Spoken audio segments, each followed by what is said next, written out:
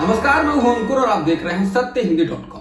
हमें खुशी इस बात की है कि आप हमारे सभी प्रोग्राम्स को पसंद कर रहे हैं और आपसे हमारा रिश्ता मजबूत हुआ है। और इस रिश्ते को और मजबूत करने के लिए डिस्क्रिप्शन में दिए गए लिंक पर क्लिक करिए, जिससे हमारा रिश्ता और मजबूत होगा। आइए अब एक नजर डाल लेते हैं अब तक की सुर्खियों पर। कांग्रेस नेता राहुल गांधी 2 दिन के जम्मू दौरे पर हैं। इस दौरान उन्होंने माता वैष्णो देवी मंदिर की पैदल यात्रा भी की है।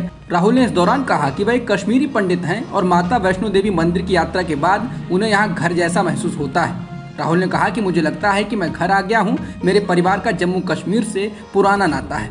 राहुल ने कहा कि मैं एक कश्मीरी पंडित हूँ और मेरा परिवार कश्मीरी पंडित है। माता वैष्णो देवी मंदिर की यात्रा के बाद राहुल गांधी ने कहा कि आज सुबह कश्मीरी पंडितों का एक प्रतिनिधि मंडल मुझसे मिला। उन्होंने मुझे बताया कि कांग्रेस ने उनके लिए कई कल्याणकारी योजनाएं लागू की थीं, लेकिन बीजेपी ने कुछ नहीं किया है। राहुल ने इसके साथ ही कहा कि वो अपने कश्मीरी पंडित भाइयों से वादा करते हैं कि वो उनके लिए जरूर कुछ करेंगे।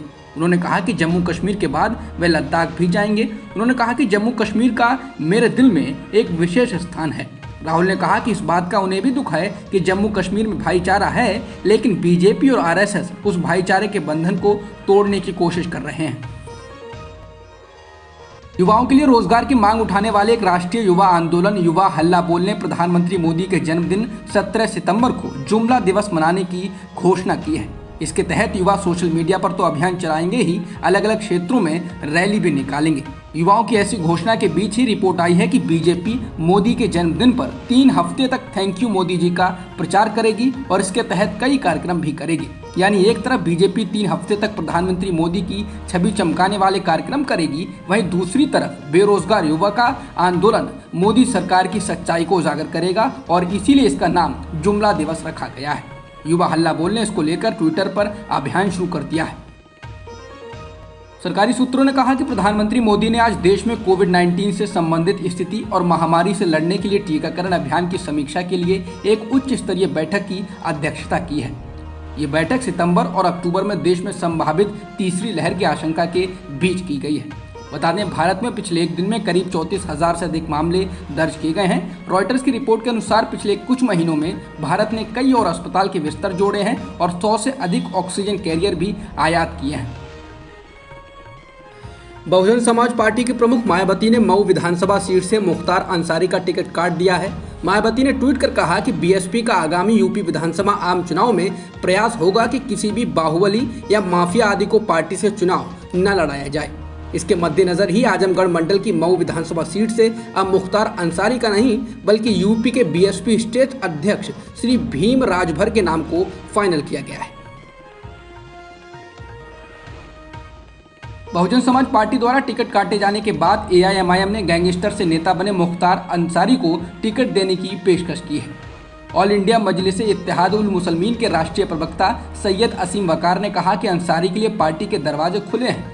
असीम वकार ने कहा कि अगर अंसारी चुनाव लड़ना चाहते हैं तो उनके लिए एआईएमआईएम के दरवाजे खुले हैं। हम उन्हें टिकट देंगे और उनकी जीत भी सुनिश्चित करेंगे। ऑल इंडिया मजलिस इत्तेहादुल मुसलमीन के नेता असदुद्दीन ओवैसी की मुसीबतें बढ़ सकती हैं। उत्तर प्रदेश पुलिस ने असदुद्दीन ओवैसी के खिलाफ सांप्रदायिक सौहार्द बिगाड़ने, कोरोना प्रोटोकॉल का उल्लंघन करने और प्रधानमंत्री के खिलाफ अशालीन टिप्पणी करने के आरोप में मामले दर्ज कर लिए हैं। बाराबंकी के पुलिस सुपरिंटेंडेंट यमुना प्रसाद ने मामलों की पुष्टि कर दी है। उन्होंने कहा कि एआईएमआईएम प्रमुख ने अपने भाषणों में कहा कि प्रशासन ने 100 साल पुराने रामसनही घाट मस्जिद को गिरा दिया और उसके अवशेषों को भी वहां से हटा दिया। ये सच नहीं है। पुलिस ने कहा कि असदुद्दीन ओवैसी ने ऐसा कहकर एक समुदाय विशेष की भावनाओं को भड़काया और सांप्रदायिक सौहार्द को बिगाड़ा है। उन्होंने ये भी कहा कि ओवैसी ने मुख्यमंत्री और प्रधानमंत्री के बारे में अशालीन टिप्पणी भी की है।